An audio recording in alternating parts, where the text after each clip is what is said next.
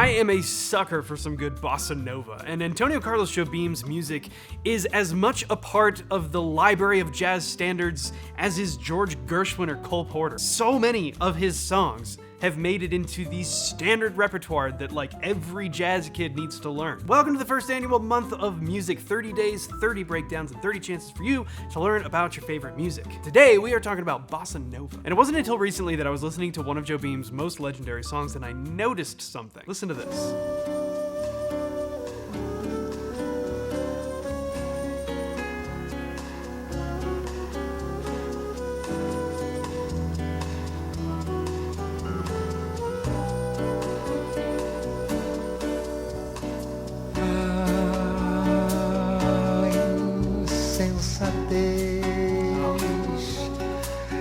Você fez coração, mas sem cuidado. Uau. Fez chorar de dor. O meu amor, amor tão delicado. Yeah. Okay, so right off the bat, I mean, this is a tune that I've played. Literally, I think it's one of the earliest ones that we pull up in the real book, and we're like, oh, let's play a bossa, and it's How Insensitive by Jobim.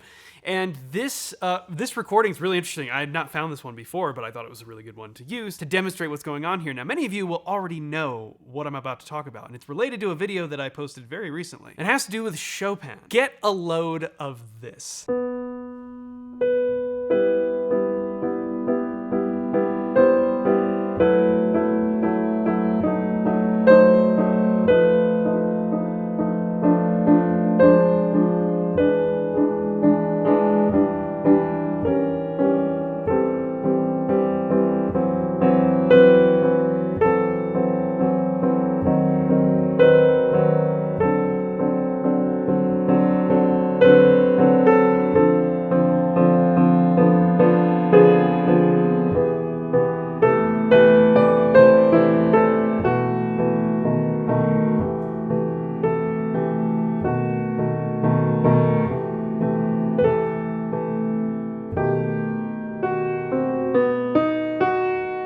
Does that melody sound familiar?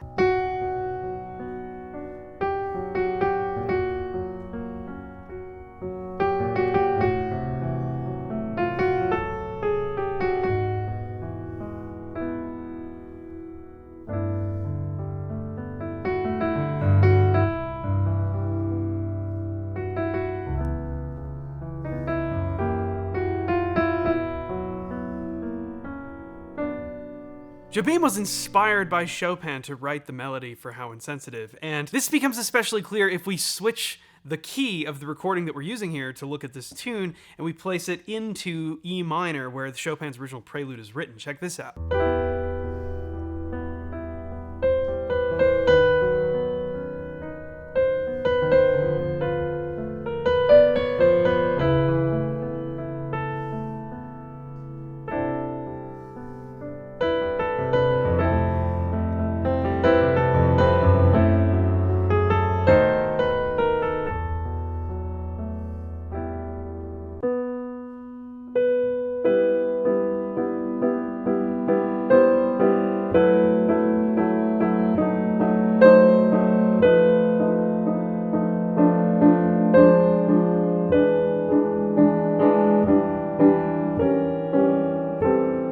And perhaps it becomes even more obvious when we put it with the actual left hand of the Chopin. Check this out.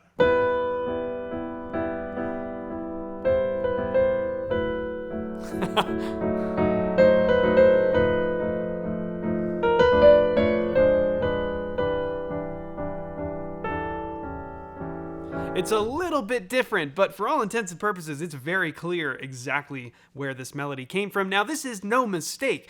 Jobim, like I said, was very inspired by Chopin, as were a lot of other people too. We'll get to that in just a second, but I think one of the cool things, I mean, first of all, How Insensitive is just such a beautiful song. Listen to this. This is kind of where it departs from the Chopin. Oh.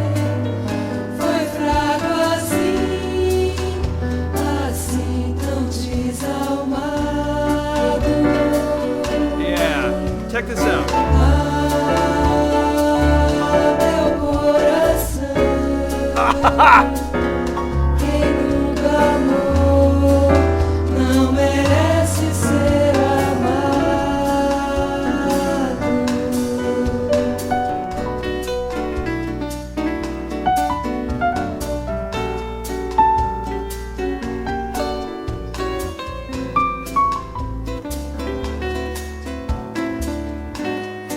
So simple. I love how Jobim takes such a simple solo here. Yeah! Oh, the vocal backgrounds, yeah. Now we're gonna come back in on this D7.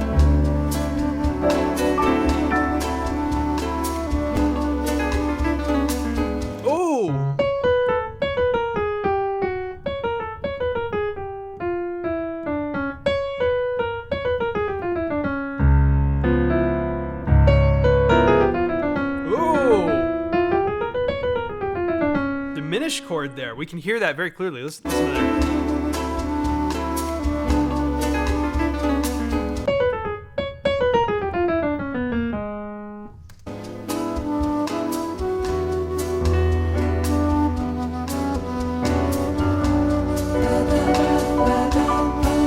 Yeah. I love this change here, the chromatic drop to the C sharp or D flat, whatever.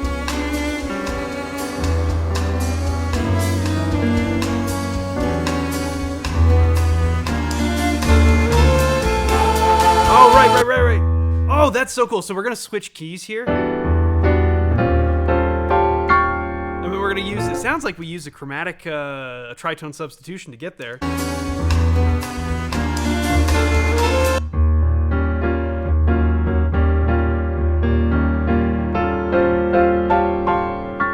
Yeah. So we use E flat to get from, this is, so in the key we were in, B minor. The last sort of turnaround kind of goes from the B minor, it goes to the E minor, 5 chords of 4, 5, 1. But instead we went 4, 5, back to the 4, and now we're going to drop it to the E flat 7, sharp 11, which is exactly the same thing. If we just change the root note, is A7, right? Same exact chord with a different root note. That's why we can use it as a tritone substitution. And it creates, because we're using that tritone substitution, it creates that nice chromatic movement down to the new key, which is D minor.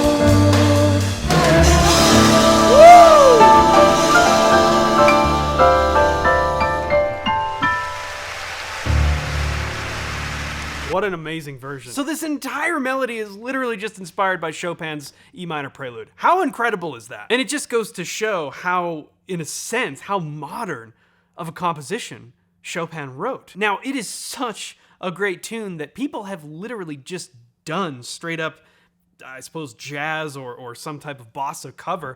Let's take, for example, Jerry Mulligan off the album Night Lights from the 60s, I think 1963, doing straight up just the Chopin. Ooh, this is detuned a little bit. What key is this? Okay, so I think this is E minor, but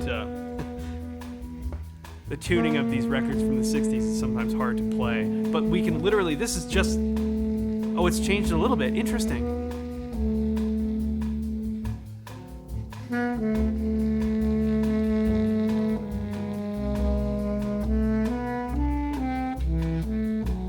Yeah. Well, and what a perfect, I mean, you can just get that.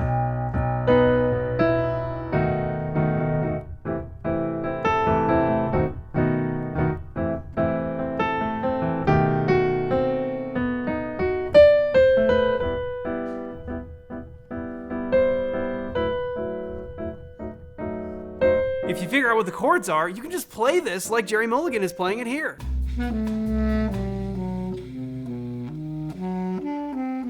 Nice, yeah. It even gets a little more abstracted than that. A lot of you know we've been on a little bit of Radiohead kick recently, and one thing we haven't talked about is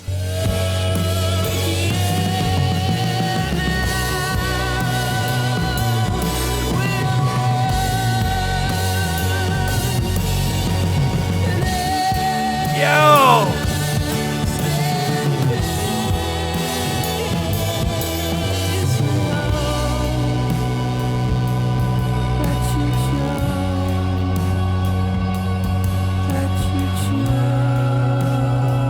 And I even love how on this we get the Picardy third. I mean, this track is obviously unbelievable, but